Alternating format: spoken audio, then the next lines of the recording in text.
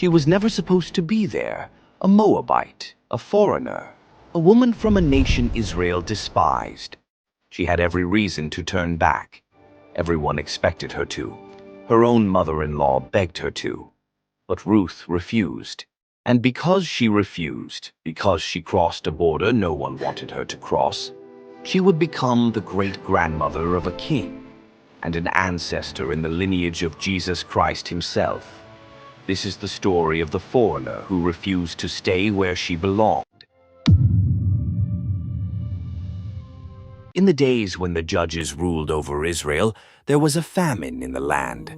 Not just hunger, devastation. The kind of famine that makes a man abandon everything he's ever known. A man from Bethlehem, whose very name means house of bread, found there was no bread.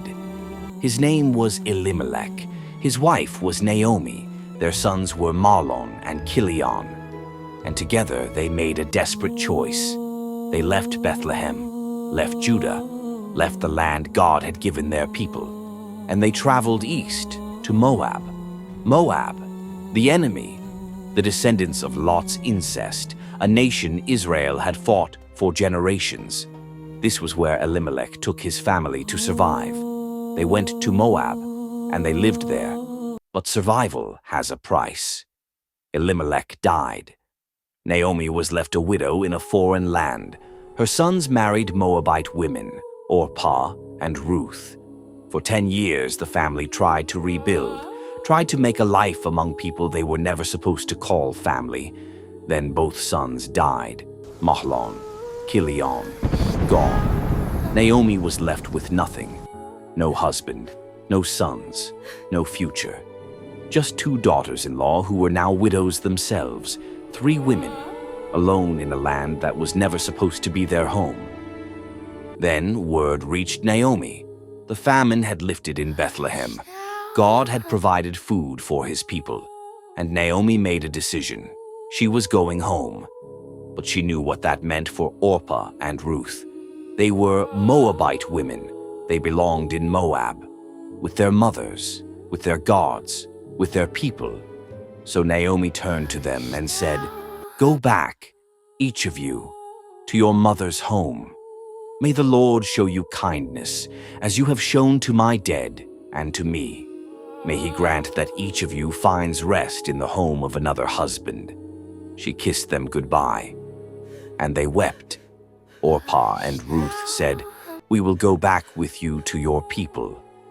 But Naomi refused. "Return home, my daughters. Why would you come with me? Am I going to have more sons who could become your husbands? No, the Lord's hand has turned against me. Go, live." They wept again, loudly. Then Orpah kissed her mother-in-law goodbye.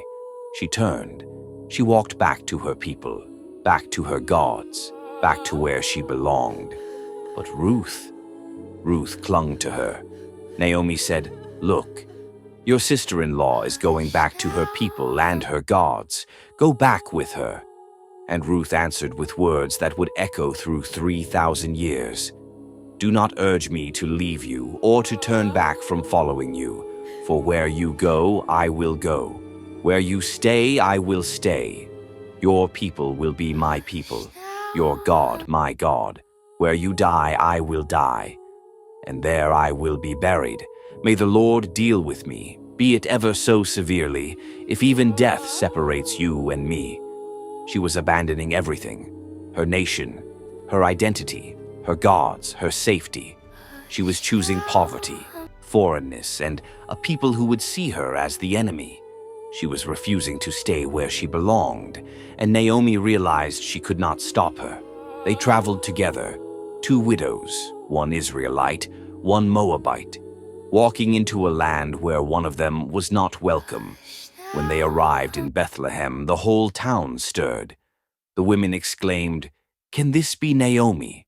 But Naomi answered, Don't call me Naomi. Call me Mara, because the Almighty has made my life very bitter. I went away full. The Lord has brought me back empty. Empty. That was the word. But she wasn't alone. She had brought a Moabite with her, a foreigner. a walking reminder of everything Naomi had lost in a land she never should have entered. And Ruth was now the outsider, the stranger, the woman who refused to stay where she belonged. Ruth didn't wait for permission. She didn't wait for acceptance. She took action. "Let me go to the fields," she told Naomi, "and pick up the leftover grain behind anyone in whose eyes I find favor." Gleaning, the work of the poorest, the desperate, the invisible. But Ruth didn't care about pride.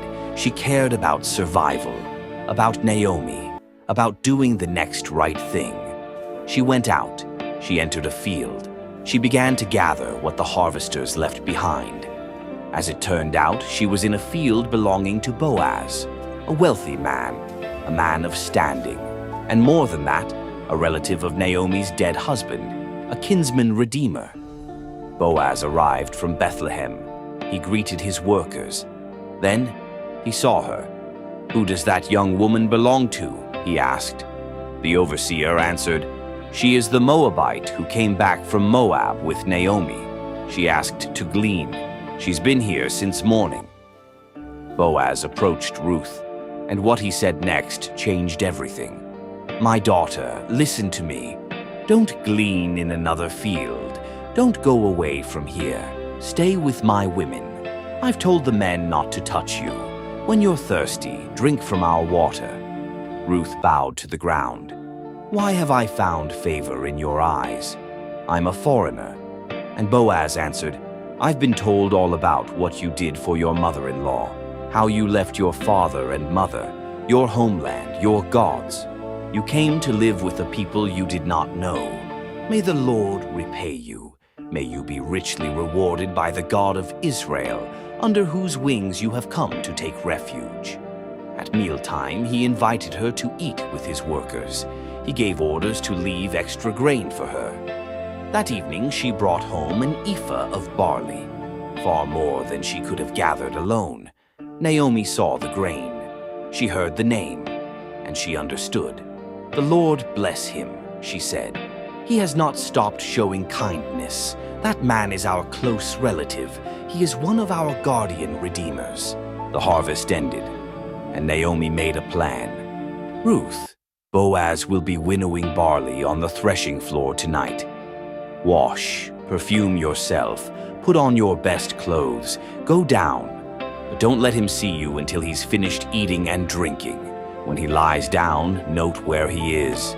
Then go, uncover his feet, and lie down." This was dangerous. A woman alone at night, a foreigner approaching a man, in a culture where her reputation and his could be destroyed in a moment. But Ruth didn't hesitate. "I will do whatever you say." She went to the threshing floor. She waited. She watched Boaz eat, drink, lie down at the far end of the grain pile.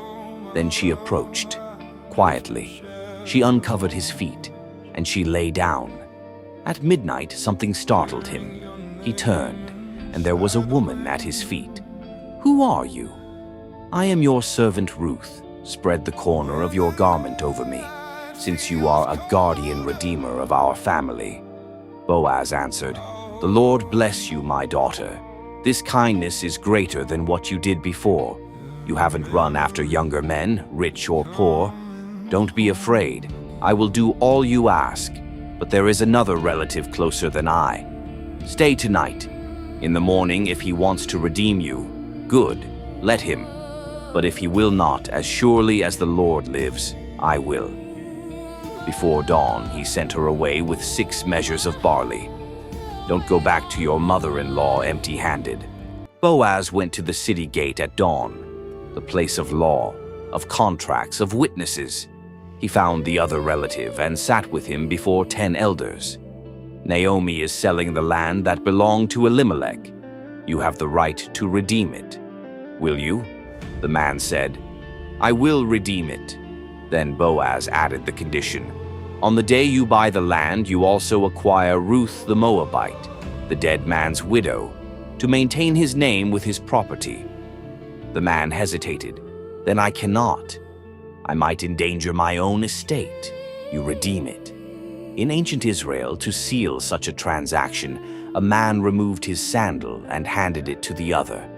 The guardian redeemer removed his sandal. He gave it to Boaz.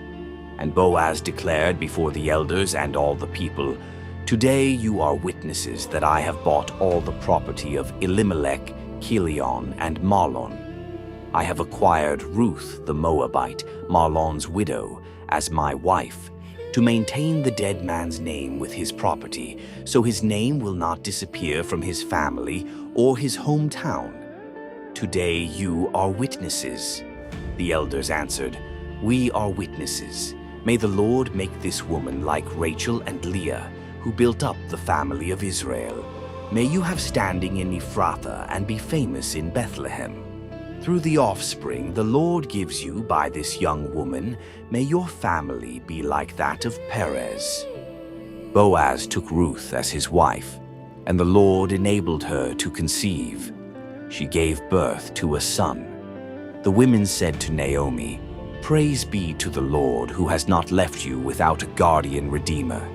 He will renew your life and sustain you in your old age. Your daughter-in-law, who loves you, who is better to you than 7 sons, has given him birth." Naomi took the child in her arms. The women named him Obed. Obed, father of Jesse. Jesse, father of David, King David. And from David's line, Jesus Christ,